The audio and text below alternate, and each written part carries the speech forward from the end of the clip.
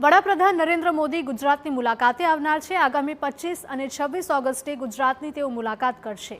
25 ઓગસ્ટે 5:30 વાગે અમદાવાદ એરપોર્ટ પર ઉતરશે પીએમ મોદી।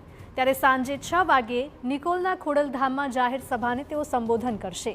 500 કરોડ રૂપિયાના વિકાસ કાર્યોનું લોકાર્પણ તથા ખાતમુહૂર્ત તેઓ કરશે।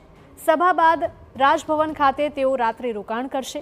રાત્રિ રોકાણ દરમિયાન મુખ્યમંત્રી તથા સંગઠનના પદાધિકારીઓ સાથે તેઓ બેઠક કરી શકે। અમારા પોલિટિકલ એડિટર કિંજલ મિશ્રા જોડાઈ ગયા છે વધુ અપડેટ સાથે। કિંજલ, જણાવશો કે વડાપ્રધાન નરેન્દ્ર મોદી ફરી એક વખત ગુજરાતની મુલાકાતે છે, શું વધારે અપડેટ?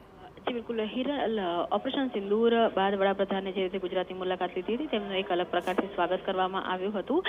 તે વખતે વડોદરાથી લઈ અને પંચમહાલ સુધી અને ખાસ કરીને ભુજ સુધી અલગ અલગ જગ્યા પર તેમણે પ્રવાસ ખેડ્યો હતો। આ વખતની જો વાત કરવામાં આવે તો બે મહત્વપૂર્ણ કાર્યક્રમ છે તે યોજવામાં આવી રહ્યા છે, જેમાં નિકોલ ખાતે હાસરપુર ખાતે એક સભાનું આયોજન છે કે જ્યાં તે અમદાવાદના મહત્વાકાંક્ષી જેટલા અલગ અલગ પ્રોજેક્ટ છે, 500 કરોડના પ્રોજેક્ટ છે, તેના વિકાસ કાર્યનું લોકાર્પણ તથા ખાતમુહૂર્ત કરવાના છે। તેની સાથે જ જો વાત કરવામાં આવે તો એક જે સુઝુકીનો એક આખો જે પ્રોજેક્ટ છે તે ગુજરાતમાં ચાલી રહ્યો છે। હાસરપુર ખાતે જે પ્લાન્ટ છે તે પ્લાન્ટની તે મુલાકાત છે તે લેવાના છે।